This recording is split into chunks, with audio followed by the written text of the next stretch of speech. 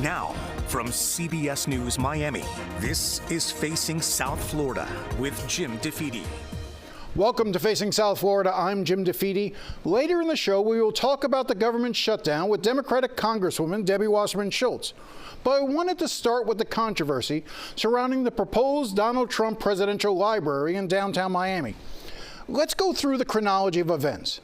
On September 16th, the Miami-Dade College Board of Trustees posted this notice online, announcing that there would be a special meeting of the board on September 23rd. The notice stated, at this special board meeting, the District Board of Trustees will discuss potential real estate transactions.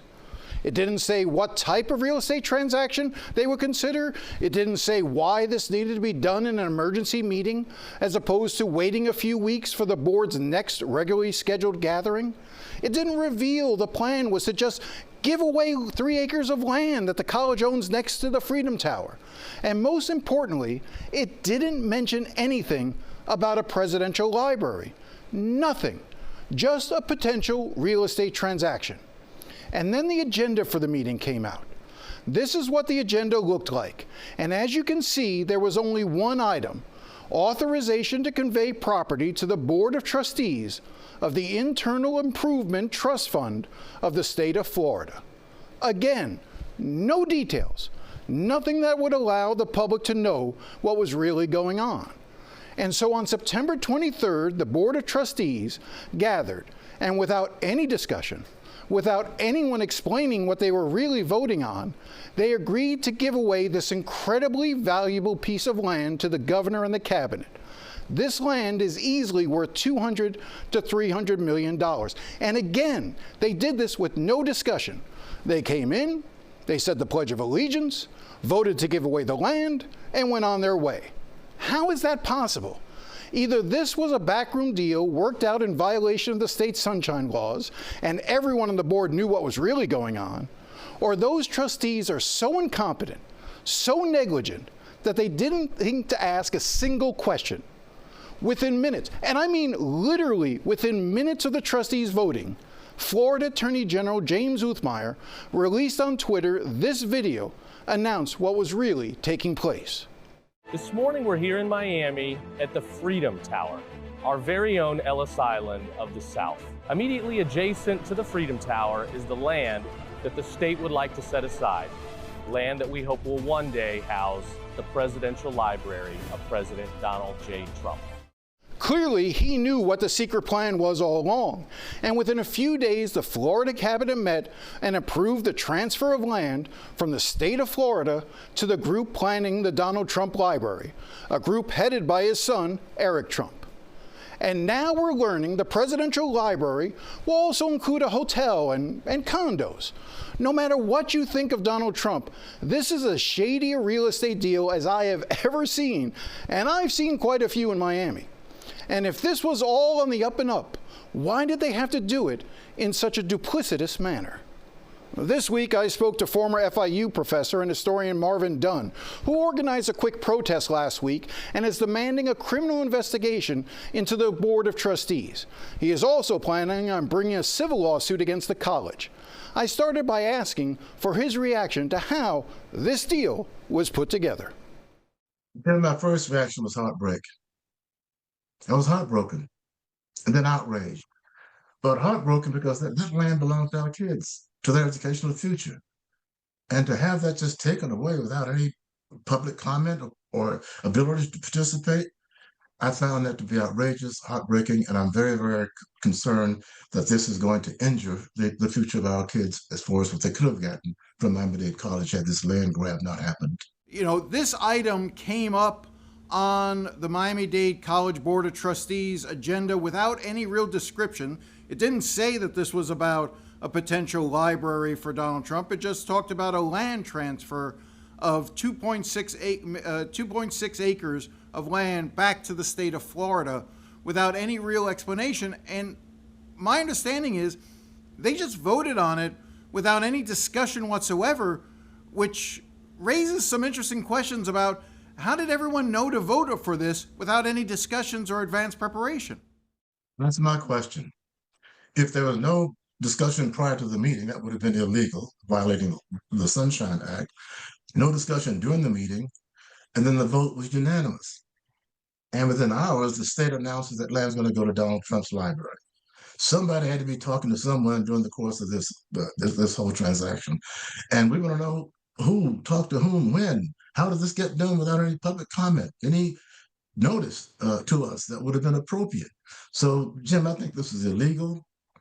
I think the Miami-Dade College Board of Trustees should take back this offer, illegally offered to the state of Florida, and we're going to go to court to ask the court to assure that this will happen. I want to get to the court filing that you're planning on making on Monday in a second, but before that, you have also asked for Miami-Dade State Attorney Catherine Fernandez-Rundle to investigate this as a Sunshine Law violation. Do you have any real confidence that Rundle will investigate this deal? I mean, this does not seem like something that she wants to wade into, given the political climate in Miami-Dade County.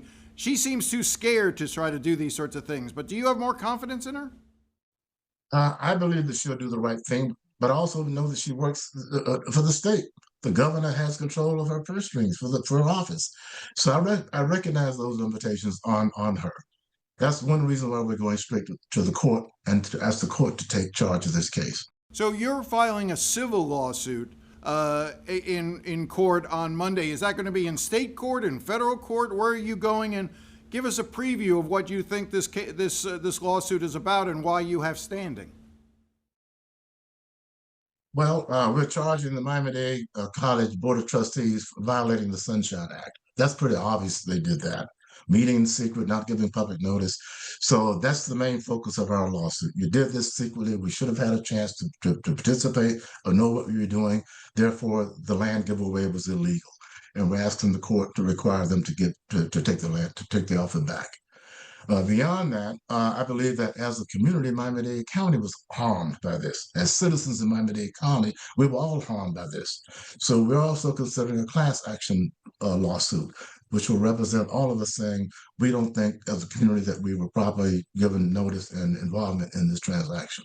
So let's take a step back for a second. There are those who will argue that having a presidential library in their city is not just an economic boon to the city, but it is also an element of prestige for, in this case, what would be Miami-Dade College. That Miami-Dade College as the home of a presidential library is something that Miami-Dade College Board of Trustees would want, that Miami-Dade College would want.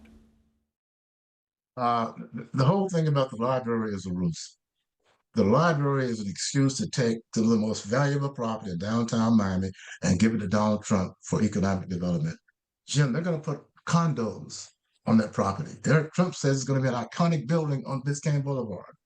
98 stories, 100 stories of condos and a hotel. The library will be sort of encased in that, but the main thing about this effort is that it is a land grab for economic benefit to the Trump family. And that should be insulting to even folks who support the president. No president, even I would be just as upset if they were giving it to Obama. This is wrong, just basically wrong for the public to be treated this way. You know, the location, not just the fact that it's waterfront land and prime real estate, also next to the Freedom Tower. Given Donald Trump's policies on immigration and treatment of immigrants, his crackdown on ICE, does that trouble you that the location is also close to such an iconic site for welcoming of immigrants from other parts of the world? Jim, we should always honor that building for what it meant to our Cuban American citizens in this seeking freedom. That building is iconically important to our community. And then to erect a structure next to it that celebrates a president who has suppressed rights and freedom in this country as no other president has done before him is an irony that escapes me. I don't believe it's as my daughter would say, a good look for downtown Miami to have 98-story towers rising next to that Freedom Tower.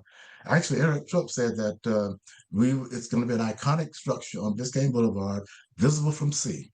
which means that folks won't, the light at the top of the Freedom Tower won't be the guiding light for freedom. It'll be Trump, 90 stories above Biscayne Boulevard, flashing that name. It doesn't fit. It's not right. Given what the politics of Miami-Dade County are these days, the appointment of judges in this county, do you have much confidence that you can prevail in a suit? In other words, do you continue to have confidence in the judicial system to sort through this? Jim, the only hope that I have for our country is the courts.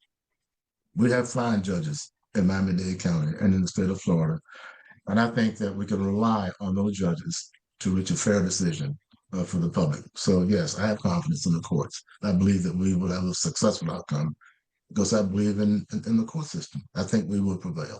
Talk to me about your concerns with taking this land away from Miami-Dade College so that it will be used for a library / hotel / condominium complex. Jim, everybody in our community should be upset about this because they're taking land from our kids, from the future education of our kids, and giving it to Donald Trump for a library, hotel, and condos. Even folks who support the president should see that as being wrong and should oppose what they're doing. This is hurting our kids and their future. And there are no restrictions on the land. That's the other thing that I found amazing. That's right. That's right. Once it becomes the president's library, there are no restrictions. Once it becomes the presidential library, the state, the county have no say on what they do with it. Yeah, I mean, nothing with regard to, do they have to provide parking? Usually when you do a massive development, you have to provide parking. There's no requirements for that in this transfer. We don't know how tall this building could be, how many units they could pack into that building for residential or condo use. There are really no limits as to what this would. This is not how you would convey land in any normal circumstance. Exactly. This would be better fit at Del Mar-a-Lago or Doral, not in downtown Miami. When we come back, we'll talk about what Congresswoman Debbie Wasserman Schultz is saying about the government shutdown. Stay with us.